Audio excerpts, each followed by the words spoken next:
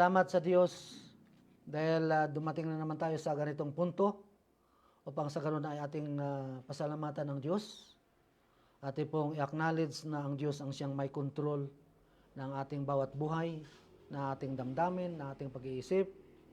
At napakabuti ng Diyos dahil nandito tayo sa lugar na ito na hindi po delikado. Doon sa Israel talagang hanggang ngayon mga kapatid ay tuloy-tuloy ang sigalot doon sa Israel at sa Gaza. Tuloy pa rin na merong patayan, maraming namatay na mga Palestinian. Kaya tinanong ko nga si ChatGPT kung anong pangyayari doon. Sabi niya, tuloy-tuloy ang gera doon. Ang pagkain na pumapasok ay talagang hindi makapasok, gutom, walang tubig, walang gamot. Kaya mabuti na lang dito sa atin ay tayo po'y malaya mga kapatid na makapagsamba. Doon sa ibang mga lugar, mga kapatid, makita natin na sila po ay nakatago na sumamba. At ganon din sa ibang lugar. Mayroong bagyo na kung saan baha at gutom sa iba't ibang mga lugar. Kaya iyan ang mga palatandaan na sinulat ni Matthew chapter 24 na marami tayong maririnig na mga delubyo na kung saan ay isa pong tanda na ipinapahiwatig na ng Diyos yung kanyang galit sa mundong ito na hindi ko makilala sa kanya. At sa ating pong babalangkasin ngayon mga kapatid ay ang title ng ating pong pag-aaral ay anong mangyayari kapag ang mga banal ay kinuha. So ito ay part 4 ng ating pag-aaral mga kapatid. At ito po ay ating aaralin kung ano po ang maaring mangyari kapag kinuha ang mga banal, mga kapatid, sa mundong ito. Kaya purihin ang Diyos sa pagbukas ng usaping ito mga kapatid. At alam kong kalooban niyang aralin natin ito upang tayo ay lalong maihanda sa magandang niyang plano para sa atin mga kapatid. Kaya ang Diyos po ay mayroong magandang plano para sa atin. At hindi niya ipahintulot na tayo po ay maisadlak doon sa kapahamakan na kung saan ay wala pong pag-asa. Kaya nga ayon sa Biblia tayo ay ang tinutukoy na asin sa mundong ito. According to Matthew chapter 5 verse 13, sabi niya, "You are the salt of the earth." Tayo ang asin sa mundong ito. Ang asin ay isa sa pinakamahalaga na elementong ginawa ng Diyos at ito'y typology sa ating pagkatao. Ito po'y tumitipo sa ating pagkatao mga kapatid. Bakit? Dahil maging sa ating pananalita ay in-advise ito ni Apostol Pablo at ito'y sinabi sa mga taga-Kulusas na sabi niya na maging ang ating pananalita, sabi niya, ay magkalasang asin, mga kapatid. Ang inyong pananalita naway laging may biyaya. Sabi nga rito sa Colossians chapter 4 verse 6. Naway laging may biyaya na nagkalasang asin upang inyong maalaman kung ano ang nararapat ninyong isagot sa bawat isa. Ibig sabihin, yung ating pong pananalita ay laging, ito po ay naghahatid ng, tinawag nito ng positibong kaisipan, hindi negatibo. Ito ay constructive, hindi destructive na klaseng pananalita na kung saan ay maririnig mo doon sa mga tagalabas, mga kapatid, na ang kanilang pananalita ay lagi pong nakakadismaya. Kailangan po yung ating pananalita ay punong-puno ito ng mga positibong bagay na makapag-magnetize sa isang tao pag siya po ay mag-isip na umasenso o mag-isip na kanya pong iayos ang kanyang buhay, mga kapatid. Yan po ang ibig sabihin ni Apostol Pablo na sinulat sa mga taga-Colossian. Kaya sabi niya, ang inyong pananalita naway laging may biyaya. Ibig sabihin, pag narinig ito ng iyong kapwa ay, ibig sabihin, naririnig na yung grasya na nagmumula doon sa iyong pananalita. Kaya pag sinabi na may lasang asin, meaning punong-puno ng pag-asa, positibong pananaw, kapayapaan at dalisay na kaisipan. Dahil kung may ganun po ang ating pag-iisip, mga kapatid, na punong-puno ito ng positibong pananaw, ibig sabihin, hindi po nakakadismaya yung iyong palaging sinasabi.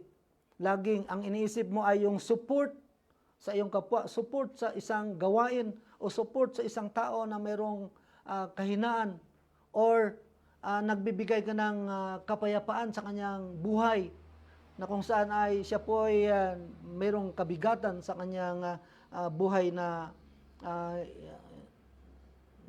inaatupag ngayon sa buhay niya.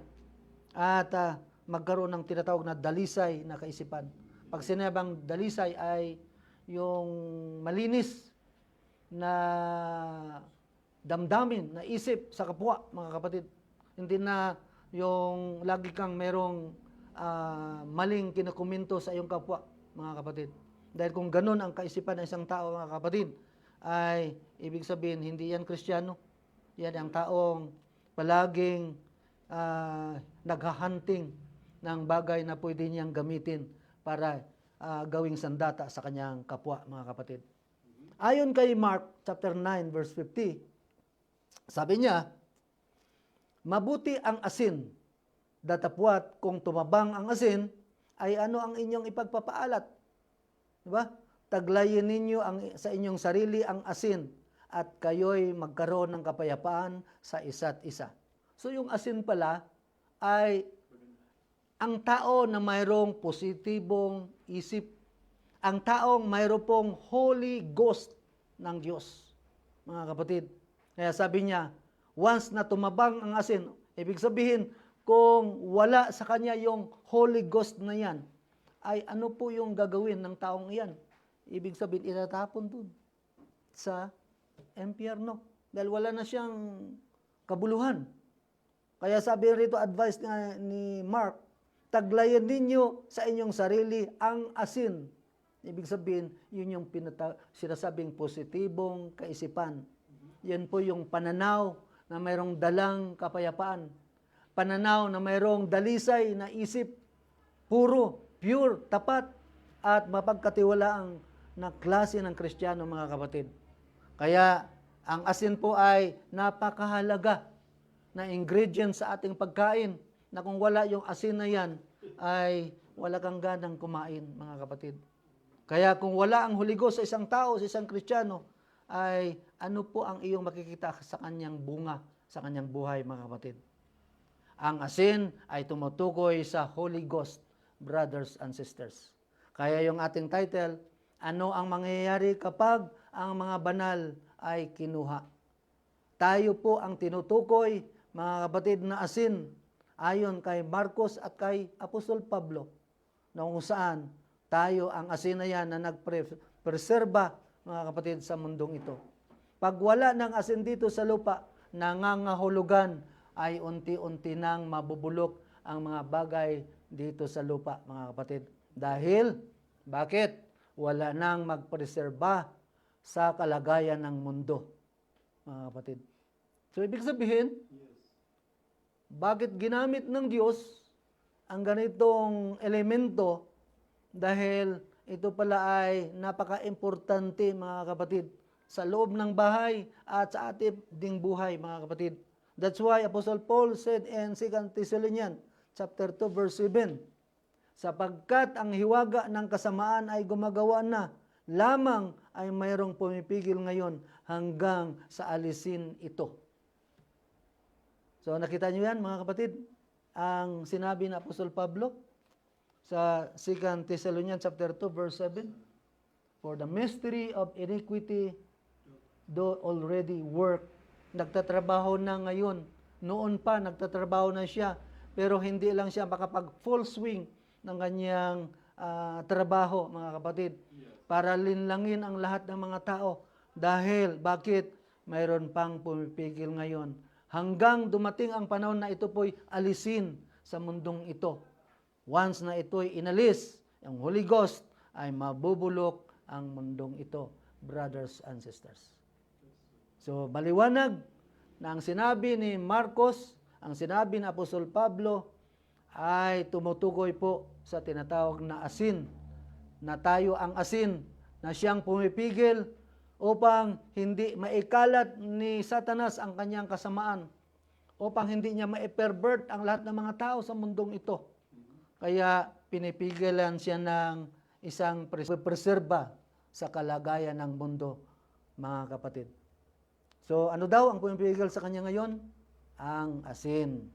Tayo na mayroong Holy Ghost, at pag ito'y alisin at kinuha na ng Diyos, mabubulok ang mundong ito, mga kapatid. Kaya mapalad po tayo. Dahil meron tayong tinatawag na elementong, tinatawag na asin, mga kapatid, na walang iba ang Holy Ghost. Kaya yung Holy Ghost na yun, ang siyang pinaka-importante na kung saan ay nanaan sa atin, nag-indwell sa atin, kaya mayroon tayong tamang understanding at revelation patungkol sa Diyos, mga kapatid. Tulad din sa Sodoma at Gomora, di ba? Nang pinaulanan ng Diyos ang Sodoma at Gomora ng apoy at asupre, ay hindi niya muna ito pinabagsak ang apoy at asupre hanggang hindi nakalabas ang pamilya ni Lot doon sa Sodoma at Gomora. Bakit? Dahil importante si Lot at ang kanyang pamilya. Kaya nakipagdealing na doon si Abraham kung mayroong 10, ay ituloy mo ba bang susunugin? Sabi niya, hindi, kung meron. Pababa ng paba, kung may 5 o may 2 o 3, o 2, sa pamilya ni Lot, yun na lang. Kaya ang plano ng Diyos, umalis na lang kayo dyan para sunugin ko na lang yung Sodoma at Gomora. Di ba, mga kapatid? Yan po yung nangyari. Napaka-importante ang anak ng Diyos para sa Diyos, mga kapatid. Dahil alam niya na yung mga anak niya, ang siya lamang ang nagkaroon ng tinatawag na kaisipan na magpuri at magpasalamat sa Diyos. Let us pray. O dakilang Diyos, kami po'y lubos na nagpapasalamat at muling ina-acknowledge namin, O Diyos, ang iyong kabutihan. Alam namin, O Panginoon, na Ikaw ang may control ng lahat ng aming mga plano, lahat ng aming mga trabaho, O Diyos, ay Ikaw po ang siyang nagbigay sa amin ng gabay upang maisagawa namin ang aming mga trabaho, O Panginoon, na maging ligtas dahil nandyan ang iyong mga kamay na patuloy na umahawak sa amin, sa bawat isa sa amin. Kaya, O Diyos, salamat po sa araw na ito muli na iyong binigay sa amin na panibagong pribilehiyo upang, Lord, ipakita namin ang aming pasasalamat sa iyo at acknowledge namin ang iyong kabutihan sa loob ng isang linggo, O Panginoon, na kung saan ikaw po ang siyang nagturo sa amin. Ikaw ang nagbigay sa amin ng kaalaman at karunungan upang makihalubilo sa mga tao sa aming paligid. At ganon din po, Lord, ang patuloy na aming pagsamba at panalangin sa iyong dakilang pangalan. Dahil ito ang iyong kalooban para sa amin, O Diyos. Ganon din po, O Panginoon, ikaw rin po, Lord, ang siyang magbendisyon at mag-anoint ng iyong abang lingkod sa Lord sa oras na ito, O Diyos. Upang, Lord, aking sasalitain ang mga hiwaga ng iyong mga salita. Ikaw po, Lord, ang siyang maggiya sa akin.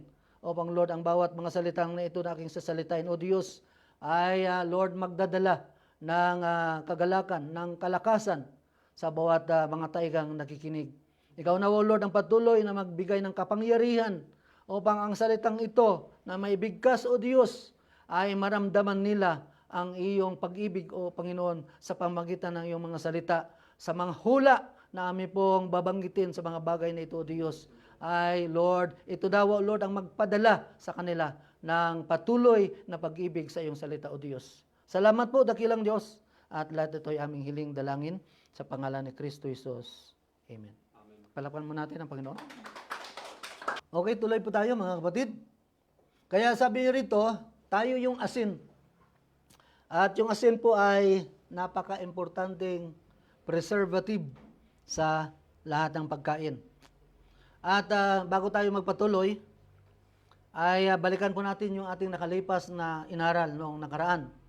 So sa nakalipas natin yung pag-aaral sa mga propesiya na malapit ng maisakatuparan sa hula ni Zechariah chapter 12, Micah chapter 7, at Isaiah chapter 19, at maging ang Ezekiel 38-39 war.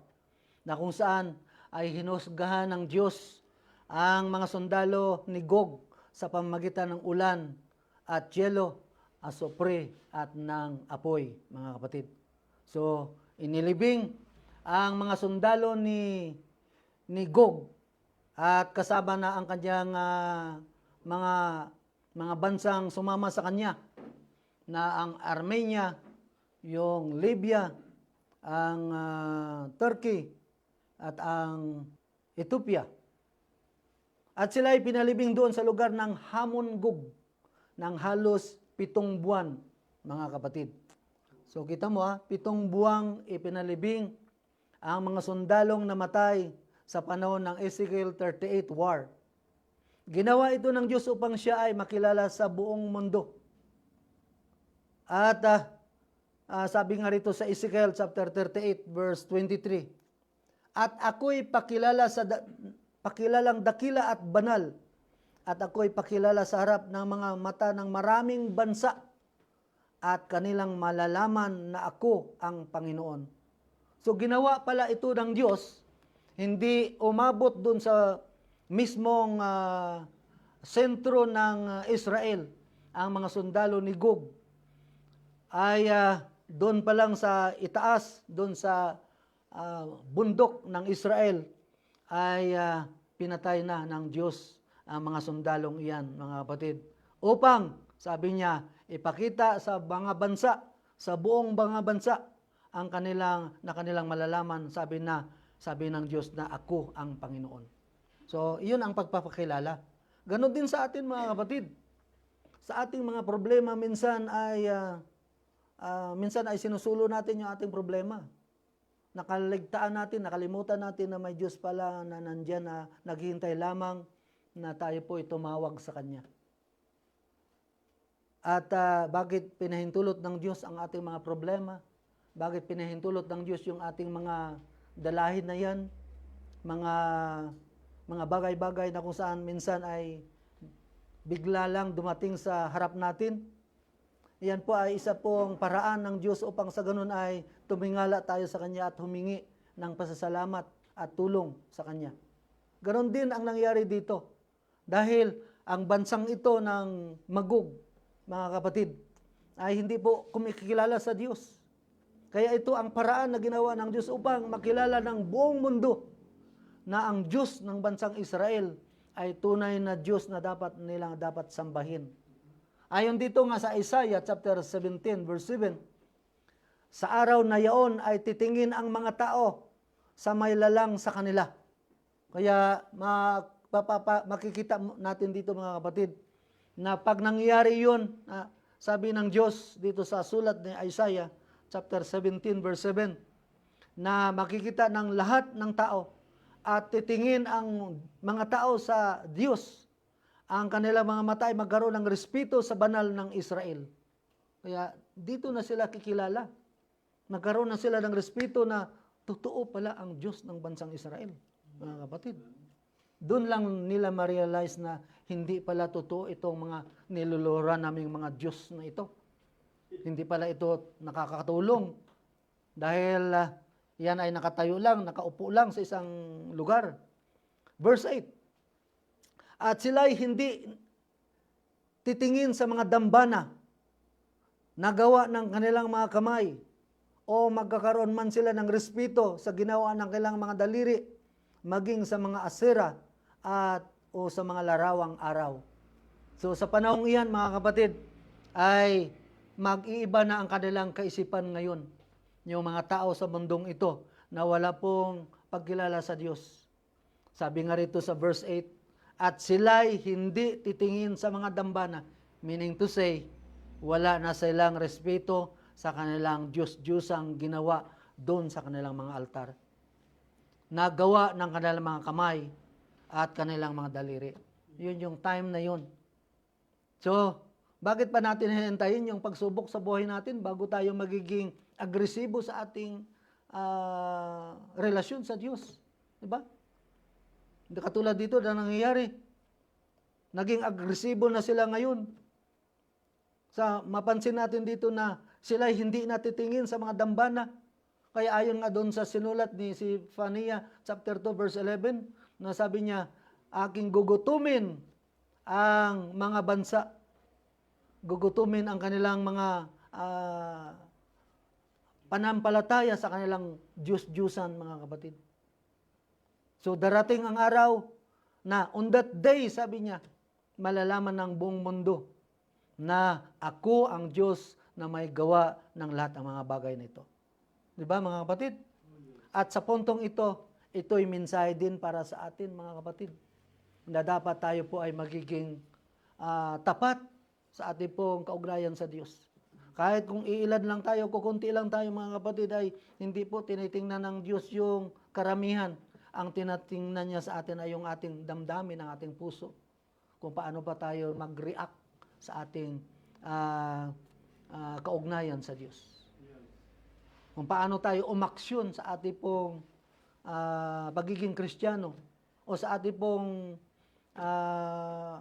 kaugnayan sa Diyos. So ito rin ay isang mensahe din. Kung mensahe ito sa kanila pagdating sa panahon na mangyayari ito, nasabi pa rito na sila'y hindi natitingin sa mga dambana, meaning to say na ibig sabihin na wala na ang kanilang respeto sa kanilang mga Diyos-Diyosang ginawa. Ibig sabihin, darating ang panahon bago pumasok yung first 3.5 ay malalaman na ng mga tao na ang Diyos pala ng Israel ay tunay na Diyos, brothers and sisters. At kasunod nito ay ang katuparan sa hula ni Daniel chapter 9 verse 27. Sabi pa dito, and he, the Pope of Rome, shall confirm the covenant for many. So once na natapos na itong Ezekiel 38, 39 war, mga kapatid, ay papasok sa eksena po ang man of peace. This covenant, mga kapatid, ay temporary lang dahil ito'y maisagawa lamang sa loob ng 3 kalahati ng taon, mga kapatid. So 3.5 years ay ito lang po yung temporaryng peace covenant na gagawin ng man of sin. At sa kalahati ng sanlinggo ay kanyang ipapatigil ang hain at ang alay, mga kapatid.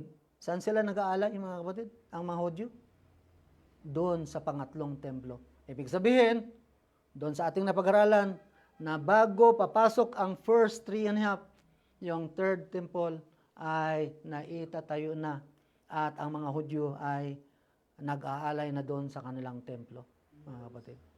Kaya, sa sulat dito na Daniel, mga kapatid, after Ezekiel 38 war at pagkatapos ng hula ng Sikaraya chapter 12 na gagawin ng Diyos na pabigat sa mga kanya pong mga kaalyado ang bansang Israel.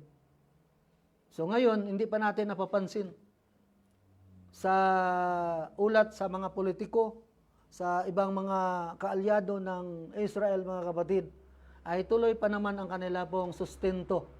Kaya nagbibigay pa sila ng sustento doon sa Palestinian, sa Gaza. Tuloy pa rin ang kanilang pagtulong. Ngunit ito'y atin lang babantayan at titingnan. At sa kabilang dako, mga kapatid, once na tumayo na ang man of peace, kaalinsunod nito ay tatayo na rin ang Panginoon sa kanyang mercy seat, mga kapatid. Doon sa langit bilang hukom, mga kapatid. Once natatayo na ang hukom, ay tatahimik ang lahat ayon sa Revelation chapter 8 verse 1. So once na tumayo ang man of peace, ay kaalinsunod din, natatayo din ang Panginoon doon sa kanyang opisina doon sa langit bilang mediator as hukom na pag siya ay tumayo, mga kapatid, ayon sa Revelation chapter 8 verse 1. At nang buksan niya ang ikapitong tatak, ay nagkaroon ng katahimikan sa langit ng may kalahating oras. Ibig sabihin 30 minutes na katahimikan, mga kapatid. Bakit mayroong katahimikan? Dahil ay magsasalita na ang ikapitong anghel ayon sa Revelation chapter 10 verse 7. Sabi niya rito, kundi sa mga araw ng tinig ng ikapitong ikapitong anghel, pagka malapit ng siya'y humihip, kung magagayoy, ganap na ang hiwaga ng Diyos, ayon sa mabuting balita na kanyang isinaysay sa kanyang mga alipin na mga propeta. Ano yung hiwaga ng Diyos? Yun po yung the mystery of God should be finished, meaning the grace age dispensation ay matatapos na.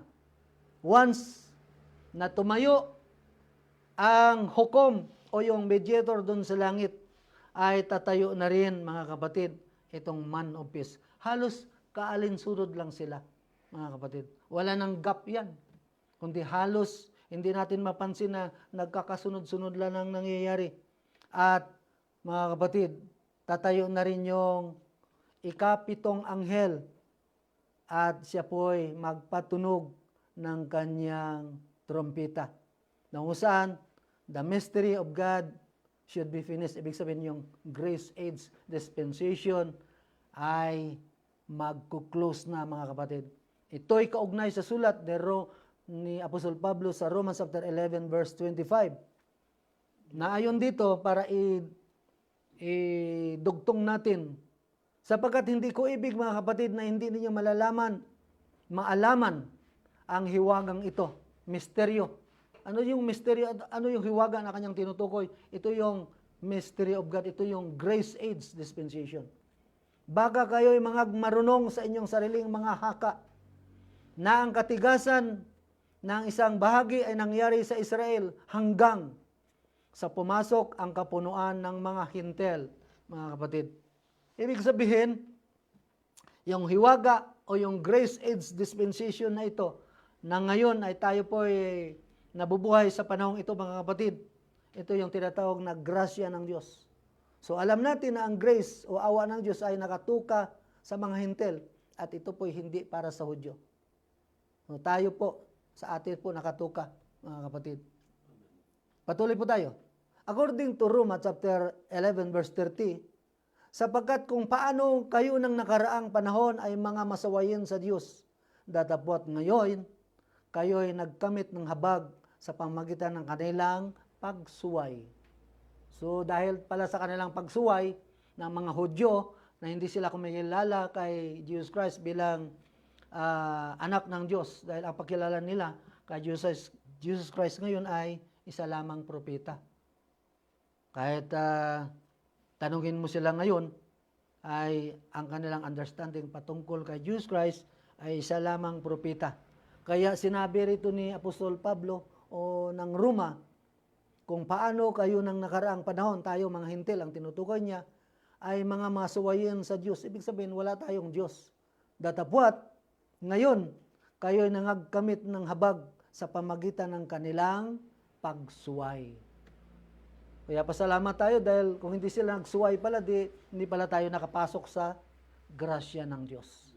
Di ba? So, naibigay sa atin yung importansya. Kaya sabi nga ng Mark, we are the salt of the earth. Tayo ang asin sa mundong ito. Kaya kung hindi nagsuway ang mga Hudyo, ay hindi tayo nakapasok sa grasya ng Diyos. So maliwanag na ang grace ay para sa mga Hintel. So tayo, nakalaan sa atin. At kaya kapag ang bilang ng mga Hintil ay pumasok na sa tamang bilang, mga kapatid, dito na tutunog ang trumpita at 7 kulog. Kaya may kanta sa pagtunog ng trumpita, pagtunog ng trumpita, si Jesus ay darating na. Yan po yung kanta na pag tumunog ang trumpeta. Ito na ang tanda ng tinatawag na transition period. So mayroon palang transition from grace to the first 3.5 or 70th week of Daniel. Mula sa grace age at sa pagpasok ng pagtiktak ng clock of Daniel, mga kapatid, na tinatawag na 70th week of Daniel, ay dito na rin ay tatayo yung anak ng Diyos o si Jesus Christ doon sa langit. Ayon sa Revelation chapter 8 verse 1, ay kaugnay ito sa Revelation chapter 10 verse 5, na kung saan ay Basahin natin yung Revelation chapter 10 verse 5. At ang anghel na aking nakita na nakatayo sa ibabaw ng dagat at sa ibabaw ng lupa ay itinaas ang kanyang kanang kamay sa langit. So mapansin natin dito mga kapatid sa pagkasulat dito, na kaugnay dito sa Revelation chapter 10 verse 5, ay ito po ay kaugnay sa Revelation chapter 8 verse 1, natatayo po yung mediator doon sa langit. At ito po yung tinatawag na transition period na magkakaroon ng katahimikan sa langit ng almost 30 minutes. Ito ay mababasa sa Revelation chapter 8 verse 1. At pag siya'y tatayo, sino? Si Jesus Christ. Sabi dito sa Revelation chapter 10 verse 6, and he swear to God, the Creator, na ang panahon ng mga hentil ay magtatapos na. Verse 6 sabi niya, and he swear, ibig sabihin nanumpa siya, na ang grace age dispensation ay magtatapos na, mga kapatid. At ganon din sa Revelation chapter 10 verse 5, na sabi doon na siya po'y nanumpa. This is Jesus Christ na may hawak ng authority and dominion over the grace age dispensation. So tumayo sa doon na nagpapakilala na, Ama, tapos na ang trabaho ko sa aking opisina bilang mediator sa grace age dispensation, mga kapatid. Yun po yung grace age dispensation. At kasama din sa mga pangyayari ng pagtatapos na ito, mga kapatid, ay ang pagtunog ng 7 kulog.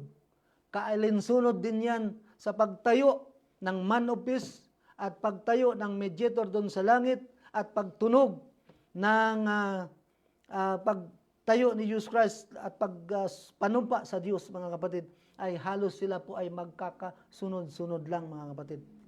At kasama dito sa pagtunog ng 7 kulog, anong ibig sabihin ng kulog sa Biblia, mga kapatid? Ano bang kanyang kahulugan? Ayon sa sulat ni Juan, sa sandaling nananalangin si Kristo sa Ama upang siya ay magdesisyon, ay ganito ang kanya pong sinabi. John chapter 12 verse 27. Para maintindihan natin yung kulog. Dahil darating na tutunog ang kulog at itong kulog na ito ay 7 kulog ang kanyang tinutukoy. Ngayon, verse 27. Ay nagugulimahan ang aking kaluluwa. Ibig sabihin, natutrubol ang pag-iisip ng Panginoon. At ano ang aking sasabihin, Ama, iligtas mo ako sa oras na ito. Ngunit dahil dito ay naparito ako sa oras na ito. Verse 28. Ama, luwalhatiin mo ang iyong pangalan. Dumating nga ang isang tinig na mula sa langit na nagsasabi, niluwalhati ko na at muli kong luluwalhatiin. Bakit niya sinabing niluwalhati ko na? Yung unang paragraph na ito na sinabi ng Diyos na i-glorify na niya ang Panginoon, ay ito po ay before the creation yan nangyari. Dahil nakita ng Diyos na si Jesus Christ ay maging tagumpay sa kanya pong mission para po maipako doon sa krus. Kaya sabi ng Diyos dito, niluwalhati ko na at muli kong luluwalhatiin, sabi pa ng Diyos. Ibig sabihin, pagkatapos sa krus, ay ma-glorify siya uli. Ang karamihan ng arawan, verse 29, na nakarinig, ay nagsipagsabing kumulog. Sinabi ng mga iba, isang anghel ang nakipag-usap sa kanya. So anong sabi niya?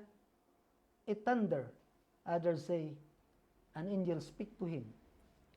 So ang pandinig nila ng mga tao ay parang kulog ang kanilang pandinig. Kaya yun po yung ibig sabihin ng kulog. Ang kulog po ay mensahe. Verse 30. Sumagot si Jesus at sinabi, ang tinig na ito ay hindi dumating dahil sa akin, kundi dahil sa inyo. So, yun ang kanyang kahulugan. So, ang 7 kulog pala na binabanggit natin kanina ay mga mensahero.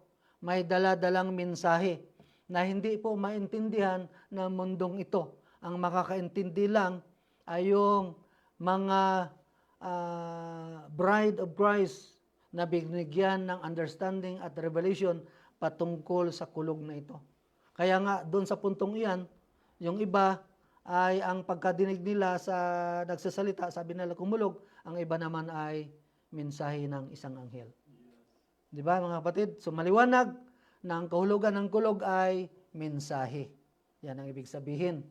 Para maintindihan natin na pagdating ng panahon na mag-come to pass ang mga bagay na yan, mga kapatid, sa ating kalagitnaan, ay alam natin na ang kulog na yan para sa kanila ay kulog, ngunit para sa atin ay mensahe, brothers and sisters. Kaya ito'y hindi po ipinasulat kay Juan kung ano ang mensahe upang hindi ito ma-pervert ng ang original na mensahe nito, mga kapatid. Dahil kung naisulat ito, sigurado ako na maraming magagaling na mga preacher na sasabihin, ito yung ibig sabihin nito. Ito yung ibig sabihin niyan. So kita mga ngayon, kung kayo po ay nakikinig sa YouTube, mga preacher dyan na nagsasabi, ito na raw yung tinatawag na huling mensahe ng rapture. Kapatid. So hindi nila naintindihan kung ano po yung mga pwedeng mangyari bago darating ang rapture. Minsan sa kanila, mahuhuli yung Ezekiel 38. Doon daw papasok sa Armageddon War. So hindi nila alam kung saan nila ilalagay. Ngunit salamat na lang sa atin, mga kapatid, ay alam natin kung sa atin natin ilalagay ang mga bagay-bagay nito.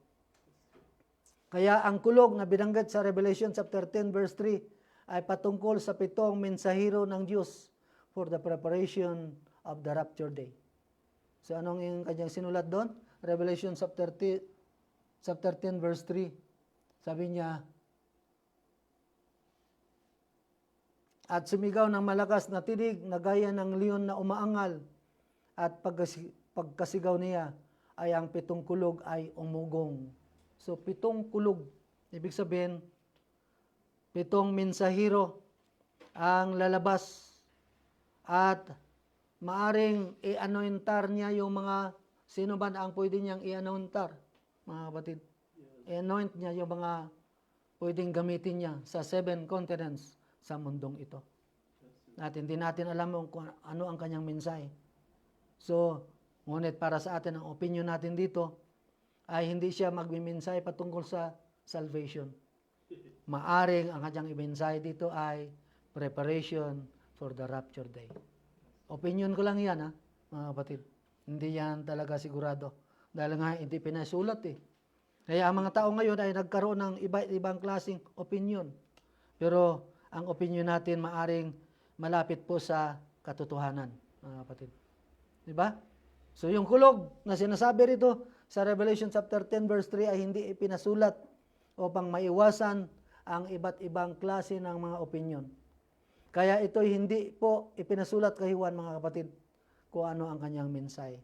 Kaya pag nakita natin ang culmination ng mga hula na ito, look up, your redemption is nigh. So pag nakita na natin yan, ayon kay Lucas chapter 21 verse 28, datapwat kung magsimulang mangyari ang mga bagay na ito. Ano yung mga bagay na ating pong bigyang pansin? Yung katuparan ng Ezekiel 38, 39, katuparan ng Zechariah chapter 12, verse 3, 8 and 9, katuparan ng Micah chapter 7, verse 15, 16, hanggang 18. Yan po yung ating titingnan, mga kapatid. At yung Isaiah chapter 19, verse 19 hanggang 22. Pag nakita na natin yan, yan po ang ibig sabihin ni Lucas. Datapwat kung magsimulang mangyari, ibig sabihin, magkaroon ng pagsisimula na mangyayari ang mga bagay na ito, ay magsitingin kayo, sabi niya, at itaas ninyo ang inyong mga ulo sapagkat malapit na ang pagkatubos sa inyo. Ibig sabihin, once na nakita na natin yan, ay napakalapit na tayo sa pintuan na kung saan, yun po ay yung hinahantay nating promise ng Panginoon sa kanyang mystical coming, brothers and sisters. Sabi ng iba, second coming daw.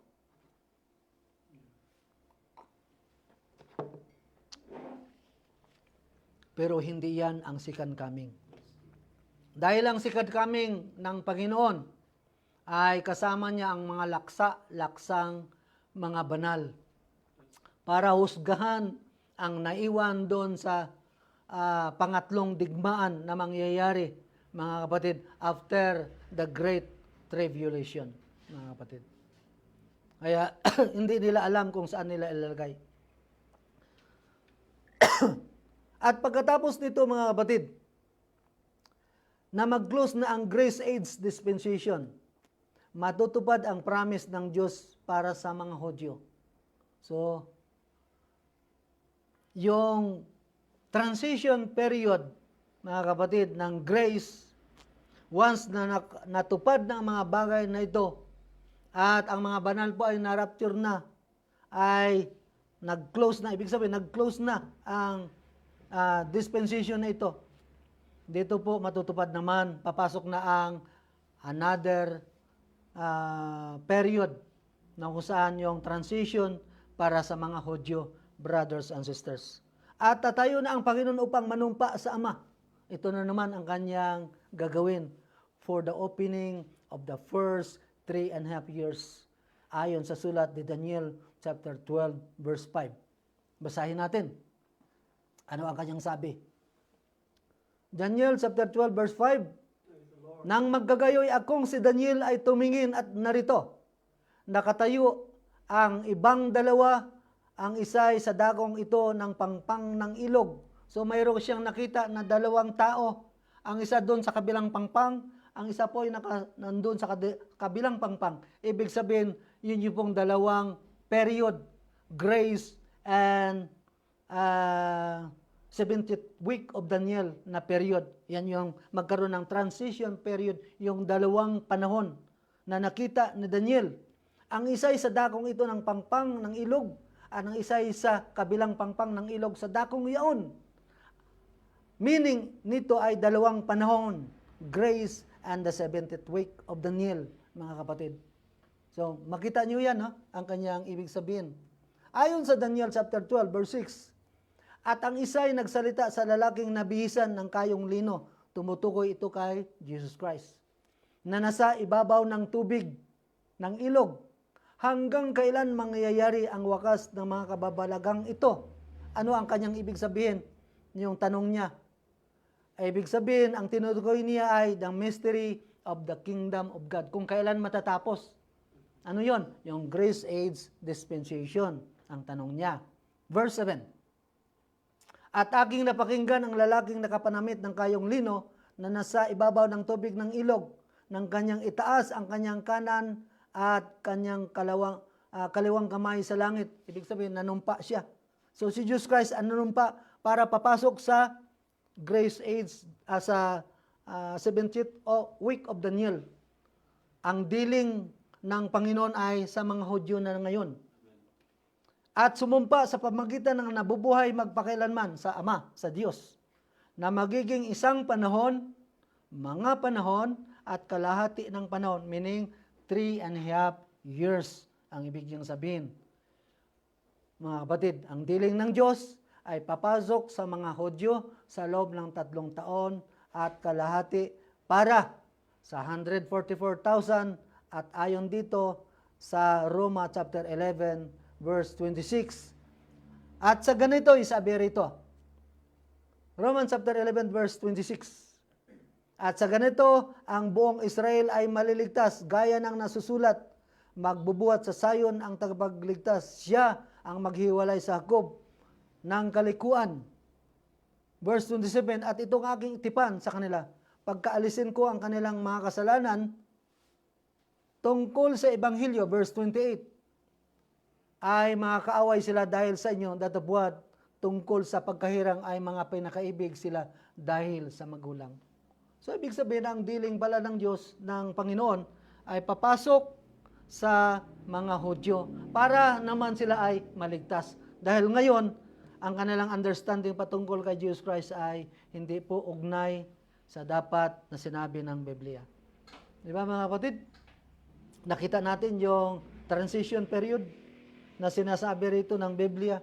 So there is a transition period from grace age to the 70th week of Daniel.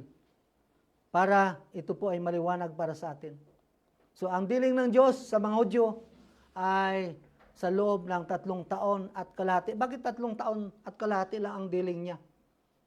Dahil pagkatapos ng 3 taon at kalahati, mga kapatid, ay sisirain ng man of peace ang kanya pong kubinanti ng kapayapaan. Kaya papasok na yon yung tinatawag na paghahari. Uupo na si Antichrist doon sa kanyang upuan, doon sa third temple. Para sa ganon ay doon na magsimula yung kanyang kabagsikan. Ang dating maamong muka ay makikita natin yung kanyang kabagsikan, mga kapatid. So kita mo yun yung transition period na dapat nating maintindihan, mga kapatid. Once na nag-close ang Grace Age dispensation, ayon sa Romans chapter 11 verse 25, na yung bilang ng mga hintil, kapatid, ay magtatapos na ang kanyang bilang. Ma-culminate na yung bilang na plano ng Diyos. Verse 26 ng Romans 11. At sa ganito, ang buong Israel ay maliligtas din. So, mga kapatid, hindi pababayaan ng Diyos na sila ay mailagay sa alanganin dahil nga sabi niya, dahil sa kanilang mga magulang. Ibig sabihin, hindi kinakalimutan ng Diyos ang kanyang promise sa kina Abraham, kina Jacob, kina Moses, sa lahat ng mga nandun sa Old Testament saints, mga kapatid, hindi niya kinakalimutan. Kaya nga sinabi nga sa verse 28, tungkol sa Ebanghelyo, ay mga kaaway sila dahil sa inyo. Sino yon? Mga hintel. Sila po ay kaaway dahil sa inyo. Dapat dadabwat tungkol sa pagkahirang. Ibig sabihin, pagkapili sa kanila, ay mga pinakaibig sila dahil sa mga magulang. Kaya may karapatan ang Diyos na gawin niya ito dahil siya yung ating pater. Tayo lang ang clay na pwedeng sumunod kung ano yung gusto niyang gawin sa kanyang creation.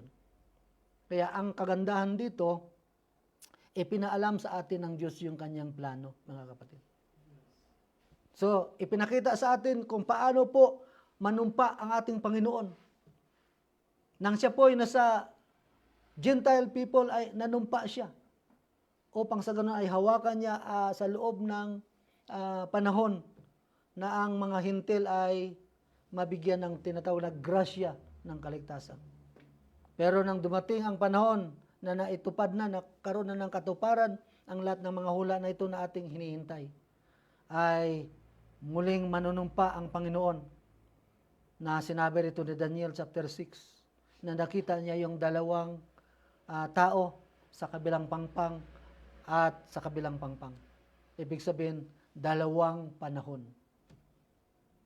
So kung mapansin natin, yung pagbabasa natin ay mayroon pong dalawang panahon.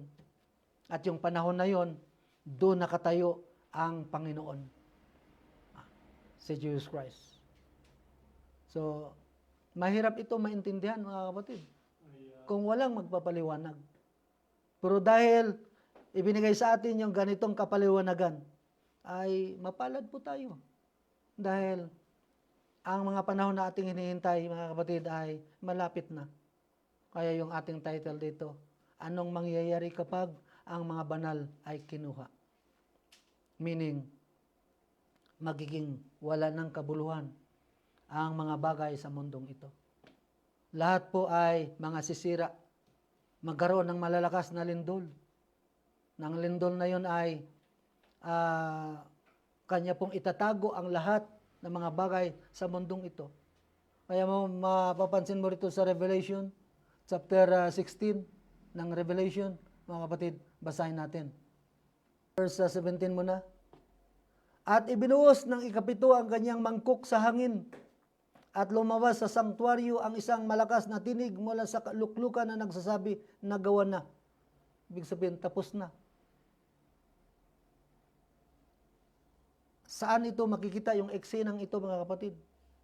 After the Great Tribulation. Yung eksenang ito ay makikita natin sa Great Tribulation. Verse 18, at nagkaroon ng mga kidlat at mga tinig at mga kulog at nagkaroon ng malalakas na lindol na di pa nangyari kailanman. Kailan ito mangyayari, mga kapatid? Ito po ay mangyayari pagkatapos ng gera ng Europe at ng taga-East at taga-Asia, mga kapatid, na tinatawag na Armageddon War. Pagkatapos ng gera nila ay magkakaroon ng tinatawag na lindol, na malalakas na lindol na kailanman ay hindi pa nangyari sa mundong ito, mga kapatid. Di ba? So yun po yung mga pangyayari. And every island fled away, and the mountains were not found. Ibig sabihin, yung mga bagay na ito, mga kapatid, ay ihuhulog ng Diyos, itatago niya, ililibing niya. Dahil wala na yung asin. Wala na tayo. Kaya anong gagawin sa mundong ito? Lilinisin niya ito. Upang sa ganon, preparation for another period of time na tinatawag na millennium. Diba? So ano bang importansya ng tao sa mundong ito, mga kapatid? Hindi lang tayo palamuti sa mundong ito. Hindi tayo pangkulay. Hindi tayo laruan ng Diyos. Nilalang tayo dahil tayo ay importante para sa Kanya. Dahil ang gusto niya na magbuo ng isang pamilya. Pamilyang hindi na mamamatay. Pamilyang hindi na sinasakop ng kanyang kagustuhan, kundi pamilyang sinasakop ng kagustuhan ng Diyos. Pamilyang merong positibong pananaw. Pamilyang merong kapayapaan, mga kapatid. Kaya ang pamilya ngayon, mga kapatid, ay punong-puno ng sigalot. Punong-puno ng karaming karamdaman, kamatayan, dumarating, mga kapatid, na kung saan ay yun po ang naging judgment sa kasalanan ng tao na minana kay Eva at Adan, mga kapatid. Kaya mapalad po tayo, mga kapatid, dahil nabilang tayong asin. Dahil kung wala na ang asin, mga kapatid, ano pa ang ipagpaalat mo dyan? Kung yung asin na yan ay mawala na ang kanyang alat, yung lasa, ay ano pa ang gagawin, mga kapatid? Yan ay walang kabuluhan na. Hindi na magagamit. Kung ang iyong niluluto ay walang lasa, mga kapatid, ano kaya sa pakiramdam mo? Gaganahan pa kaya ikaw kumain? Hindi ka nagaganahan, mga kapatid. Kaya, sa ating kaugnayan sa Diyos ay gaganahan ka kung narinig mo o makita mo yung mga ingredients ng Diyos kung paano po tayo kanyang kukunin. Mayroon siyang pangako mayroon siyang promise At ang promise na ito, mga kapatid, ay hindi katulad sa atin na nangangako na kinakalimutan yung kanyang pangako. Ang Diyos pag nangako, mga kapatid, ay hindi niya kinakalimutan. Dahil ang Diyos ay Diyos ng mga imposible. That's why, seek ye first the kingdom of God, and all these things shall be added unto you. Bakit? Ito po'y inuutos ng Diyos na unahin mo ang Panginoon, unahin mo ang Diyos. Upang sa ganon, ay ipakita niya sa iyo yung kanyang promise para sa iyo. Bakit niya gustong unahin mo? Upang sa ganon ay tayo po ay madisiplinang sa kanya lagi nakatuon ang ating pong kaisipan. Hindi yung ating kaisipan. Kaya nga sabi niya, do not lean unto your own understanding. Kaya dapat ang ating understanding ay laging hinahanap ang kagustuhan ng Diyos. Kaya sabi nga ni James, kailangan tayo po ay mayroong panampalatayang hindi po nag-ala-ala. Baga, hindi po yung hindi wavering faith. Faith without wavering. Hindi po yung panampalataya na malakas ngayon, bukas hindi. Yun yung tinatawag na ningas kugon. Hindi tayo taong mayroong ningas kugon na panampalataya. Dapat ating panampalataya ay lagi pong mainit sa Panginoon. Dahil ayaw niya yung maligamgam. Once na ito ay maligamgam ay idudura ng Diyos ang taong iyan, mga kapatid. Kaya mapalad po tayo dahil binigyan tayo ng tinatawag na ganitong mensahe. Once na tumunog ang trumpeta, brothers and sisters, ang trumpeta po ay hindi para sa mga buhay, kundi ang trumpeta ay para po sa mga patay. Ang makakarinig lang ng trumpeta, mga kapatid, ay yung mga patay. Ang makakarinig ng kulog ay ang mga buhay, mga kapatid. Kaya mayroon pong pagkakaiba ang mensaheng ito, mga kapatid.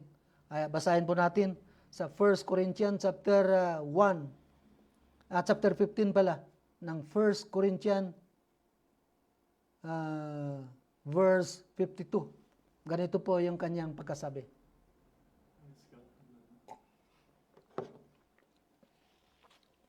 Sa isang sandali, sa isang kisap mata, sa huling pagtunog ng pakakak, ibig sabihin, trumpita, sapagkat tutunog ang trumpita at ang mga patay ay mga bubuhay na maguli. Ibig sabihin, maliwanag na yung trumpita, yung pagtunog, yung mga buhay ay mensahe para sa kanila. Hindi para sa mga buhay. Ang kulog ay mensahe para sa buhay, mga kapatid. Ulitin ko. Sa isang sandali, sa isang kisap mata, sa huling pagtunog ng trumpita, sapagkat tutunog ang trumpita at ang mga patay ay mga bubuhay na maguli na walang kasiraan at tayo'y babaguhin. Tayo na mga buhay na hindi pa nangamatay ay babaguhin. Bakit? Sapagkat kinakailangan na itong may kasiraan ay magbihis ng walang kasiraan at itong may kamatayan ay magbihis ng walang kamatayan. Mga kapatid, datapwat, pagka itong may kasiraan, o ibig sabihin namamatay, nabubulok, ay mabihisan ng walang kasiraan at itong may kamatayan ay mabihisan ng walang kamatayan kung magkagayon ay mangyayari ang wikang nasasabi, nasusulat. Wala na ang kamatayan. Ibig sabihin, wala na tayong problema. Wala nang kamatayan sa isang tao. Wala nang problema sa sakit, sa hapdi. Walang pera. Wala na po. Hindi na natin hahanapin ang mga material na bagay na kung saan siya yung pong dahilan upang tayo po ay mag-pop up sa ating buhay dito sa mundong ito. Di ba, mga kapatid? Kaya napakapalad natin dahil once na tumunog ang trompeta, ay kaugnay, kasabay naman, mga kapatid, na tayo po ay mabigyan ng tamang mensahe for the preparation of the rapture day. Di ba? Di ba tayo masaya dyan, mga kapatid? Na meron pong naiplano ang Diyos. Kaya tayo po ay wag sanang manglupaypay. Wag sanang dumating yung panahon na tayo po ay manglupaypay sa ating pong kaugnayan sa Diyos. Manatili tayong matatag, manatili tayong malakas kahit man maraming problema. Kaya lang problema, normal na ibinibigay na nangyayari. Ngayon sabi niya sa James chapter 1 verse 6, ganito po yung sabi rito sa James.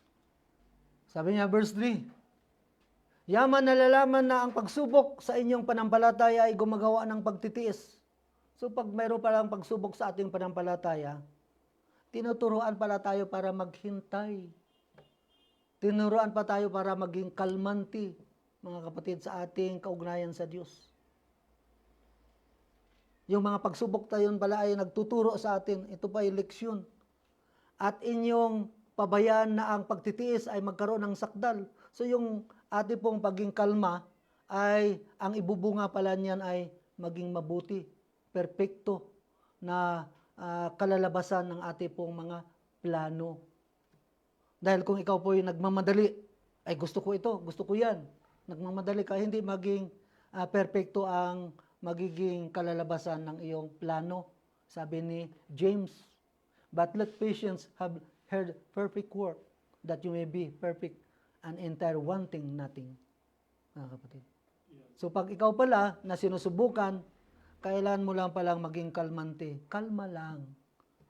Dahil yung pagsubok ay lilipas lang yan.